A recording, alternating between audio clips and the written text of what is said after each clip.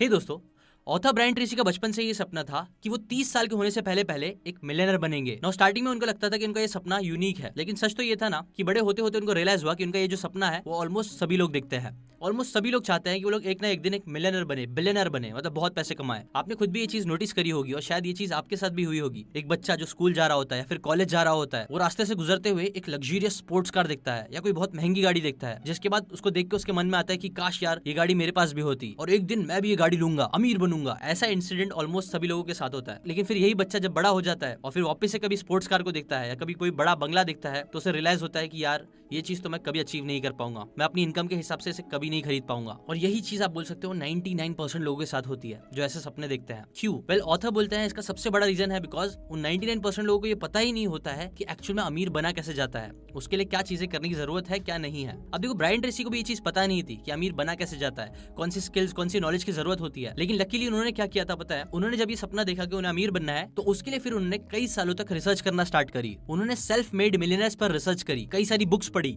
Interviews देखे, seminars attend किए, courses लिए, रिसर्च पेपर को पढ़ा। ऐसा करते करते उन्होंने मिलियनर्स के बारे में इतनी सारी चीजें सीख ली कि फिर ऑटोमेटिकली एक टाइम बाद वो भी मिलियनर बन ही गए। और यही आप बोल सकते हो एक बहुत ही सिंपल ट्रिक है अमीर बनने की। अगर आपको भी अमीर बनना है तो आपके लिए बहुत ज्यादा जरूरी है कि आप भी नॉलेज एक्वायर करो, स्किल्स एक्वायर करो, जैसा अमीर लोगों में होती है, उनके बारे में सीखो। हाँ देखो, ऑथर बोलते हैं कि अमीर बनना कोई रॉकेट साइंस नहीं है, लेकिन अगर आप एक हैबिट बना लोगे हमेशा सीखने की, तो सिर्फ ये एक चीज आपको एक दिन मिलियनर बना के दिखा देगी। और यही सेम चीज आप बोल सकते हो मेरे साथ भी कहीं ना कहीं हुई है। मैंने भी जब ये सपना देखा कि मुझे कुछ बड़ा करना है, अमीर बनना है, तो मैंने क्या किया, मैंने बुक्स पढ़ना स्टार्ट करा, मैंने अमीर लोगों के बारे में रिसर्च करना स्टार्ट करी और मैं उनके बारे में पढ़ता गया, सीखता गया, जिसकी वजह से आप बोल सकते हो कि आज मैं मेजॉरिटी इंडियन से ज्यादा पैसे कमा रहा हूँ। क्यों? क्योंकि मैं हमेशा चीजें सीखता रहता हूँ, बुक्स से सीखता रहता हूँ। इसलिए पहला लेसन अमीर बनने का यही है कि always form a habit of learning. और सीखना आपको स्पेसिफिकली क्या क्या चीज चाहिए? वेल, 5 मैं ऐसी स्पेसिफिक चीजें आपको बताने वाला हूँ जो आपको पक्का सीखना ही होगा अगर आप एक अमीर इंसान बनना चाहते हो तो। Well, getting rich your own way, इस बुक की हेल्प से, जो ब्रायन ट्रेसी जिसके ऑथर है, उसकी हेल्प से आज मैं आपके साथ ऐसी 5 स्पेसिफिक बातें शेयर करने वाला हूँ जो ब्रायन ट्रेसी ने कई साल रिसर्च करके खुद सीखी थी, जिसने उन्हें अमीर बनने में हेल्प करी। और यही चीज अगर आप भी अप्लाई करोगे तो आप भी पक्का अमीर बन सकते हो। क्या है वो 5 चीजें? नंबर 1 चीज जो पहले आपको सीखनी है वो है मिलियंस और magnitude.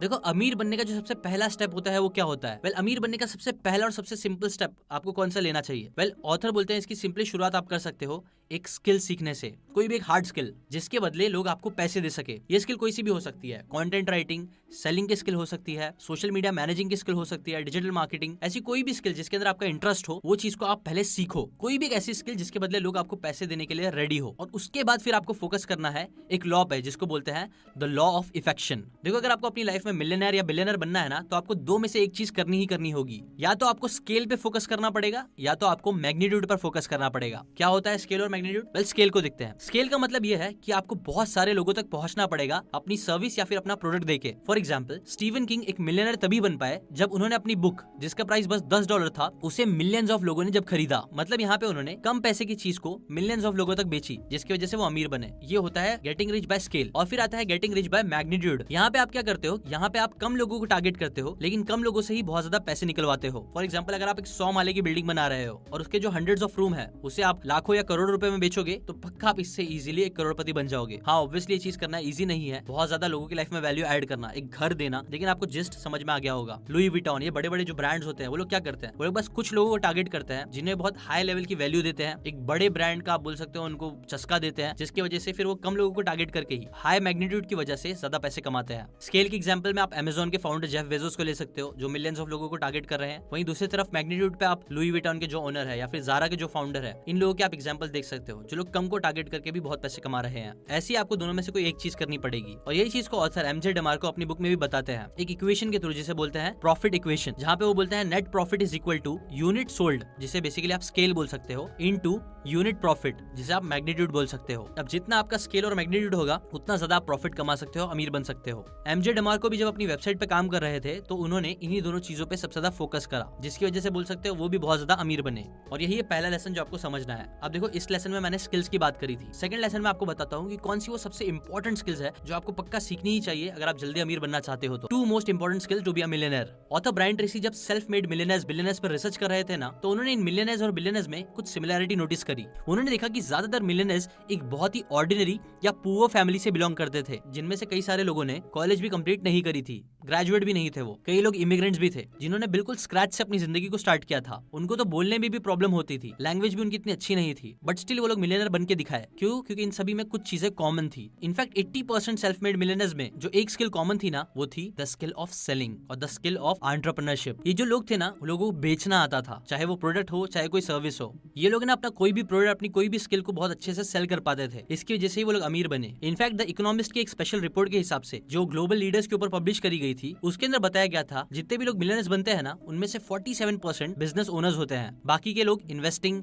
High paying professional jobs या फिर फैमिली वेल्थ की वजह से मिलियनर बनते हैं। बट यहाँ पे भी फैक्ट यही था ना कि ऑलमोस्ट हाफ मिलियनर्स जो लोग मिलियनर बनते हैं वो लोग बिजनेस करके बनते हैं। और आपको पता ही होगा, किसी भी बिजनेस को हिट करने के लिए जो सबसे इंपॉर्टेंट चीज होती है वो होती है कोई भी प्रोडक्ट को सेल करने आना। कई बार आपने खुद भी देखा होगा कि ना प्रोडक्ट इतना खास नहीं रहता है, बट स्टिल क्योंकि सेलिंग स्किल अच्छी होती है ना वो लोगों की, तो उससे वो लोग करोड़ों और अरबों रुपए भी कमा लेते हैं। इसीलिए पहले है सेलिंग की स्किल सीखो। और सेलिंग की स्किल सीखने के लिए एक बहुत ही प्यारी बुक है जिसका नाम है द स्पिन सेलिंग, जिसकी हमने पूरी वीडियो बुक रेडी करी है जो हमारे ओवीबी प्लेटफॉर्म पे आपको मिल जाएगी। और जैसे कि अगर आपको नहीं पता तो बता दूं, हमारा ओवीबी जो प्लेटफॉर्म है वहाँ पे हम लोग पहले सिर्फ स्पिन सेलिंग की वीडियो बुक को ही हम लोग 1,500 रुपए में बेच रहे थे, 2,000 में भी बेचा है। बट अब हम लोग क्या कर रहे हैं कि हम लोग ने पूरी सब्सक्रिप्शन, मतलब जितनी बुक्स भी हमने अभी तक बनाई है, प्लस आने वाले एक साल में 24 से लेके 48 न्यू बुक्स आप लोगों को मिल जाएगी, वो भी सिर्फ 2,831 रुपीज में, इंक्लूडिंग GST। इतने प्राइस में आप ये सारी बुक्स को, स्पिन सेलिंग की जो पूरी वीडियो बुक है उसको ले सकते हो, और जितनी बुक्स अवेलेबल है और जितनी भी आने वाली है सारी बुक्स आपको मिल जाएगी। ठीक है। सेकंड स्किल जो ब्रायन ट्रेसी बोलते हैं वो है बिल्डिंग अ बिजनेस माइंडसेट, है ना। जैसे कि बताया, बिजनेस सबसे इंपॉर्टेंट चीज होती है अमीर बनने के लिए। उसके अंदर आपको सेलिंग आना चाहिए, अच्छा प्रोडक्ट कैसे बनाना चाहिए इसके बारे में चीजें पता होना चाहिए, वैल्यू कैसे ऐड करना है इसके बारे में पता होना चाहिए, और बहुत सी छोटी मोटी चीजें होती है जो आपको पता होना चाहिए। ब्रांड बनाना आना चाहिए, जैसे मैंने लुई विटॉन का एग्जाम्पल दिया, ज़ारा का एग्जाम्पल दिया। ये लोग आज इतने महंगे महंगे प्रोडक्ट क्यों बेच पा रहे हैं? क्योंकि उन्होंने एक स्ट्रॉन्ग ब्रांड बनाया है। और ब्रांड बनाने के लिए भी अगेन एक बहुत अच्छी बुक है बिल्डिंग अ स्टोरी ब्रांड, जिसकी भी हमने पूरी वीडियो बुक बनाई है, वो भी आपको हमारे प्लेटफॉर्म पे मिल जाएगी। देखो, मैं आपको ये भी बोल सकता कि जाके ये बुक लोग खरीदो और पढ़ो। स्पिन सेलिंग की जो बुक है वो भी थाउजेंड्स ऑफ रुपीज में आती है, सिर्फ पेपर बैक। बट हमने क्या किया कि वो सारी बुक्स को आपके बिहाफ में लिया, पढ़ा, पेज बाय पेज पढ़ के उसकी समरी बनाई, डिटेल समरी, ताकि आप एक भी बात मिस ना करो। इंपॉर्टेंट बातें जो कई बार लोग मिस कर देते हैं ऐसे 10-20 मिनट के वीडियोस में, 30 मिनट के वीडियोस में, तो वो सारी बातें मिस ना हो, इसलिए हमने डिटेल्ड समरी बनाई है, वीडियो बुक रेडी करी है, और सब्सक्रिप्शन मॉडल में है, जाके अभी चेकआउट कर लीजिए। एक बार आपने स्किल्स के ऊपर काम करना स्टार्ट कर दिया तो उसके बाद क्या चीज आती है? उसके बाद आती है गोल्स और सिस्टम के बारे में चीजें समझना। और यही है third important point, screw goals and focus on system. देखो, ऑथर बोलते हैं आज के टाइम में ना मैक्सिमम लोग दो गलती करते हैं गोल सेट करते टाइम। पहली मिस्टेक वो ये करते हैं कि वो लोग है ना अपनी हैप्पीनेस को, अपनी खुशियों को अपने गोल से जोड़ लेते हैं कि यार मैं ना 1 लाख रुपए कमाने लग जाऊंगा तब मुझे मजा आएगा, तब मैं खुश रहूंगा। और जब तक वो लोग वो चीज कमा नहीं पाते तब तक वो लोग सैड रहते हैं, मेरे पास इतने फॉलोअर्स नहीं आएंगे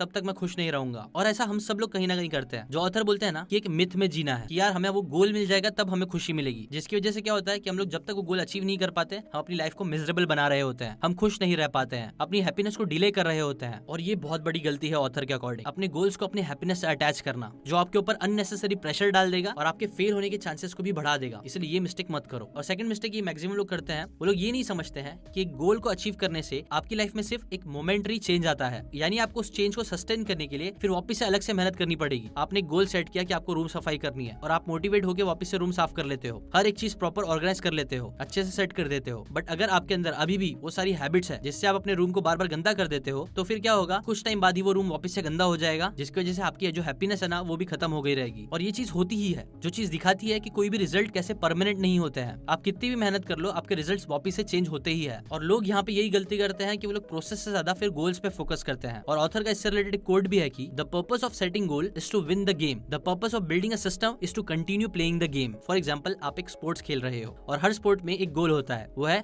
सबसे बेटर स्कोर करना। बट अगर आप हर टाइम स्कोरबोर्ड के बारे में सोचते रहोगे तो इससे हो सकता है कि आपको फायदा ना हो, आपके ऊपर अननेसेसरी प्रेशर आ जाए, क्योंकि आप हमेशा ओपोनेंट पे फोकस कर रहे होगे, उनके स्कोर्स पे फोकस कर रहे होंगे। जबकि अगर आप सिर्फ गेम को खेलने को एंजॉय करोगे ना, तो आप ऑटोमेटिकली विदाउट एनी प्रेशर बहुत अच्छा परफॉर्म करोगे और गेम को एंजॉय करने के साथ साथ ऑटोमेटिकली उससे जीत भी जाओगे, क्योंकि आपको इतना मजा आ रहा है सिर्फ गेम खेलने में। और यही चीज कहीं ना कहीं इंडिया के साथ भी हुई थी जब इंडिया फर्स्ट टाइम अपना वर्ल्ड कप जीता था। कि कपिल देव भी बताते हैं कि हाँ, मूवी में तो बताया गया कि वो लोग जीतने गए थे, लेकिन उनके इंटरव्यू में बताते कि वो लोग जीतने से ज्यादा गेम को एंजॉय करने पे फोकस कर रहे थे। और इतना वो लोग एंजॉय कर रहे थे, उसकी वजह से वो लोग वेस्ट इंडीज और बड़ी बड़ी टीम को हरा पाए विदाउट ज्यादा प्रेशर लिए। ऐसी अगर आपको भी बड़ी बड़ी चीजें अचीव करनी है तो आप गोल से ज्यादा सिस्टम पे फोकस करो, सिस्टम को एंजॉय करने की कोशिश करो, ऑटोमेटिकली आपके सारे गोल्स कंप्लीट होंगे। अब ये तो समझ में आ गया, बट इसके बाद एक चीज आती है जिसको बोलते हैं अपॉर्चुनिटी कॉस्ट, और यही है फोर्थ लेसन जिसके बारे में आपको समझना चाहिए। देखो, महंगे लग्जरी आइटम्स खरीद के उन्हें मेंटेन करना ना सिर्फ आपके पैसे खर्च करता है, बल्कि आप बहुत ज्यादा टाइम भी वेस्ट कर देते हो उन्हें खरीद कर। जैसे कि फॉर एग्जांपल एक आदमी है जिसे एक बहुत महंगी कार खरीदनी है, ठीक है, फरारी खरीदनी है, तो वो क्या करेगा? ऐसी जाके फरारी खरीद लेगा? नहीं, वो उससे पहले 10 और अलग अलग ब्रांड्स की कार को देखेगा, उसे कंपेयर करेगा, उसके बारे में रिसर्च करेगा, मॉडल, उसकी स्पीड, उसका इंजन, ये सारी चीजें जो कई बार उसको लेने के बाद काम भी नहीं आएगी इतनी, वो सारे फैक्ट्स और डिटेल्स, बट स्टिल वो बहुत सारा टाइम इन्वेस्ट करेगा सिर्फ रिसर्च करने के लिए। अब ये तो चलो बहुत अनरिलेटेड एग्जांपल हो गया। कई बार आपके साथ भी ऐसा हुआ होगा कि आपको कोई चीज खरीदनी होगी, तो आप लोग क्या करते हो? महंगी चीज खरीदने से पहले दुनिया भर की रिसर्च कर डालते हो, बहुत सारा टाइम इन्वेस्ट कर देते हो। फिर कई बार ना वो रिसर्च करने के बाद भी जब वो चीज खरीदते हो तो आपको उतनी हैप्पीनेस नहीं होती, आपको लगता है कि यार शिट, गलत चीज खरीद लिया, है ना? ऐसा होता है। अब ऑथर बोलते हैं कि अगर वही बंदा ये सारी चीज करने के बजाय जितना टाइम वो ये सारी चीजों में इन्वेस्ट कर रहा था, वही टाइम अगर वो बुक्स पढ़ने को दे दे, रिसर्च करने पे दे दे, अपने बिजनेस को बिल्ड करने पे दे दे, तो सोचो वो और कितना ज्यादा पैसा कमा सकता है। और यही होती है अपॉर्चुनिटी कॉस्ट को समझना, कि जब आप किसी एक चीज पे टाइम इन्वेस्ट कर रहे हो तो वो टाइम आप दूसरी चीज में तो डाल रहे हो,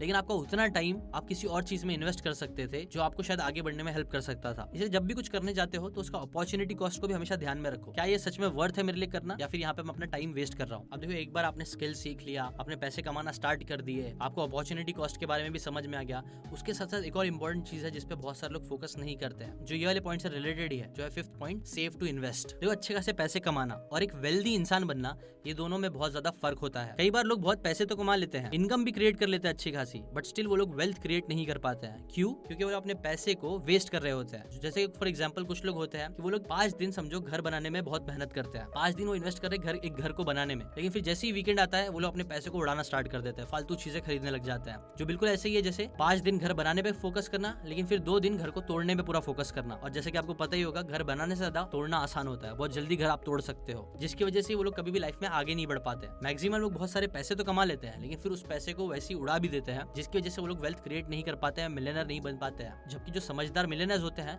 वो लोग पैसे कमाने के साथ साथ फिर उसे इन्वेस्ट करना सीखते हैं। कई लोग एक महंगी लाइफस्टाइल के पीछे भागने लग जाते हैं, महंगे महंगे कपड़े, महंगी महंगी गाड़ी, महंगी महंगी घड़ियां खरीदने लग जाते हैं, लाइबिलिटीज खरीदने में पैसे वेस्ट करने लग जाते हैं। जबकि वो लोग को फोकस करना चाहिए, जैसे कि रिच डैड पुअर डैड के भी ऑथर बोलते हैं, उन्हें फोकस करना चाहिए एसेट्स बिल्ड करने के ऊपर, उन्हें इन्वेस्ट करना चाहिए पैसिव इनकम बिल्ड करने के ऊपर, जिसके बाद जब वो एसेट से पैसे आएंगे तो फिर वो पैसों का आपको यूज करना चाहिए ऐसे लग्जरी चीजें खरीदने के लिए, ठीक है। लेकिन उससे पहले आपको एसेट बिल्ड करना बहुत जरूरी है। नाउ इससे रिलेटेड भी कई सारी अच्छी बुक्स है, जैसे कि rich dad poor dad he है, रिचेस्ट मैन इन बेबीलोन है, द साइकोलॉजी ऑफ इन्वेस्टिंग है, द साइकोलॉजी ऑफ मनी है। ये सब कई सारी बुक्स है जो आपको ये सारी स्किल सीखने में भी हेल्प कर सकती है।